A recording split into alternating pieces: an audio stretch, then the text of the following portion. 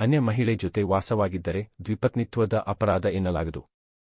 ವಿವಾಹವಾಗದೆ ಸಹಬಾಳ್ವೆಯ ಜೀವನದ ಬಗ್ಗೆ ಹೈಕೋರ್ಟ್ ತೀರ್ಪು. ಈ ತೀರ್ಪಿನ ಕುರಿತ ಒಂದಿಷ್ಟು ಮಾಹಿತಿ ಇಲ್ಲಿದೆ. ನಮಸ್ಕಾರ. ಇದು ನಿಮ್ಮ ಕೋರ್ಟ್ ಬೀಟ್ ನ್ಯೂಸ್. ಅನ್ಯ ಮಹಿಳೆ ಜೊತೆ ವಾಸವಾಗಿದ್ದ ಮಾತ್ರಕ್ಕೆ ಅದನ್ನು ದ್ವಿಪತ್ನಿತ್ವದ ಅಪರಾಧ ಎನ್ನಲಾಗದು. ಭಾರತೀಯ ದಂಡ ಸಂಹಿತೆ ಐಪಿಸಿ ಸೆಕ್ಷನ್ 494 ರ ಪ್ರಕಾರ ಅದು ಅಪರಾಧ ಎನಿಸಿಕೊಳ್ಳುವುದಿಲ್ಲ ಎಂದು ವಿವಾಹವಾಗದೆ ಸಹಬಾಳ್ವೆಯ ಜೀವನದ ಬಗ್ಗೆ ರಾಜಸ್ಥಾನ ಹೈಕೋರ್ಟ್ ತೀರ್ಪು ನೀಡಿದೆ. ವಿವಾಹವಾಗಿರುವ ವ್ಯಕ್ತಿ ಅಥವಾ ಮಹಿಳೆ ಅಧಿಕೃತವೆನಿಸುವ ರೀತಿಯಲ್ಲಿ ಮತ್ತೊಂದು ವಿವಾಹವಾಗದೆ ಪುರುಷ ಅಥವಾ ಮಹಿಳೆಯ ಜೊತೆಗೆ ಗಂಡ ಹೆಂಡತಿಯಂತೆ ವಾಸವಿದ್ದರೆ ಅದು ದ್ವಿಪತ್ನಿತ್ವದ ಅಪರಾಧ ಎನಿಸಿಕೊಳ್ಳುವುದಿಲ್ಲ ಹಾಗೂ ಈ ನಿಯಮದ ಅಡಿ ವಿಚಾರಣೆ ನಡೆಸಲು ಬರುವುದಿಲ್ಲ ಎಂದು ನ್ಯಾಯಪೀಠ ತನ್ನ ತೀರ್ಪಿನಲ್ಲಿ ಹೇಳಿದೆ.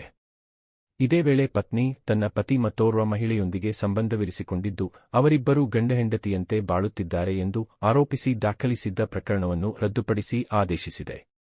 ದ್ವಿಪತ್ನಿತ್ಯ ಹಾಗೂ ಇತರೆ ಆರೋಪಗಳ ಅಡಿ ದಾಖಲಿಸಿದ್ದ ಪ್ರಕರಣ ರದ್ದು ಕೋರಿ ಪತಿ ಸಲ್ಲಿಸಿದ್ದ ಅರ್ಜಿ ವಿಚಾರಣೆ ನಡೆಸಿದ ನ್ಯಾ. ಕುಲದೀಪ್ ಮಾಥುರ್ ಅವರಿದ್ದ ಪೀಠ ಈ ಆದೇಶ ನೀಡಿದೆ. ಹೈಕೋರ್ಟ್ ತನ್ನ ತೀರ್ಪಿನಲ್ಲಿ ಐಪಿಸಿ ಸೆಕ್ಷನ್ 494 ರ ಪ್ರಕಾರ ಪತಿ ಅಥವಾ ಪತ್ನಿ ಜೀವಂತವಿರುವಾಗ ಅವರು ಇನ್ನೊಬ್ಬರನ್ನು ಮದುವೆಯಾಗುವುದು ಶಿಕ್ಷಾರ್ಹ ಅಪರಾಧ ಎನಿಸಿಕೊಳ್ಳುತ್ತದೆ. ಇಂತಹ ಅಪರಾಧಕ್ಕೆ 7 ವರ್ಷಗಳವರೆಗೆ ಶಿಕ್ಷೆ ದಂಡ ವಿಧಿಸಬಹುದಾಗಿದೆ. ಆದರೆ ವಿವಾಹಿತ ಪುರುಷ ಮಹಿಳೆ ಅಧಿಕೃತವೆನಿಸಿಕೊಳ್ಳುವ ರೀತಿಯಲ್ಲಿ ಎರಡನೇ ವಿವಾಹವಾಗದೆ ಮತ್ತೊಬ್ಬರೊಂದಿಗೆ ಸಹಜೀವನ ನಡೆಸುತ್ತಿದ್ದರೆ ಅದನ್ನು ದ್ವಿಪತ್ನಿತ್ವ ಅಥವಾ ದ್ವಿಪತಿತ್ವದ ಅಪರಾಧವಾಗಿ ಪರಿಗಣಿಸಲು ಬರುವುದಿಲ್ಲ ಎಂದು ಹೈಕೋರ್ಟ್ ವಿವರಿಸಿದೆ. ಅಲ್ಲದೆ ಪ್ರಸ್ತುತ ಪ್ರಕರಣದಲ್ಲಿ ಅರ್ಜಿದಾರ ವ್ಯಕ್ತಿ ಬೇರೊಬ್ಬ ಮಹಿಳೆಯೊಂದಿಗೆ ಎರಡನೇ ವಿವಾಹವಾಗಿದ್ದಾರೆ ಎಂಬುದನ್ನು ಸಾಬೀತುಪಡಿಸುವಂತಹ ಯಾವುದೇ ಪುರಾವೆಗಳನ್ನು ಪತ್ನಿ ನೀಡಿಲ್ಲ. ದ್ವಿಪತ್ನಿತ್ಯದ ಆರೋಪ ಸಾಬೀತಾಗಿಲ್ಲ. ಮಹಿಳೆಯ ಪರ ವಕೀಲರು ಆರೋಪಿತನಾಗಿರುವ ಅರ್ಜಿದಾರ ಹಾಗೂ ಎರಡನೇ ಹೆಂಡತಿ ಎಂದು ಹೇಳಲಾಗಿರುವ ಮಹಿಳೆ ಒಟ್ಟಿಗೆ ಗಂಡ ಹೆಂಡತಿ ರೀತಿಯಲ್ಲಿ ವಾಸಿಸುತ್ತಿದ್ದು ಅದನ್ನು ನಾಥ ಸಂಪ್ರದಾಯದ ಮದುವೆ ಎಂದು ಕರೆಯಲಾಗುತ್ತದೆ ಎಂದು ವಾದಿಸಿದ್ದರೂ ಆ ಸಂಪ್ರದಾಯಗಳನ್ನು ಪಾಲಿಸಿರುವ ಕುರಿತು ಯಾವುದೇ ದಾಖಲೆಗಳಿಲ್ಲ.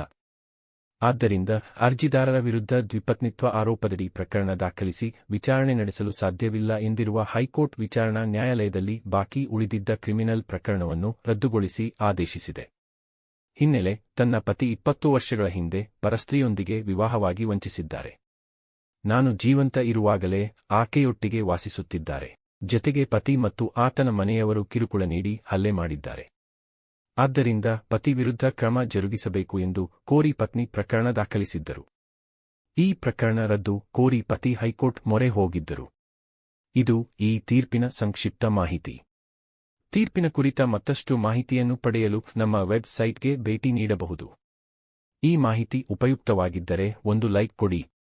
ಪ್ರಶ್ನೆ, ಸಲಹೆ, ಸೂಚನೆ ಇದ್ದರೆ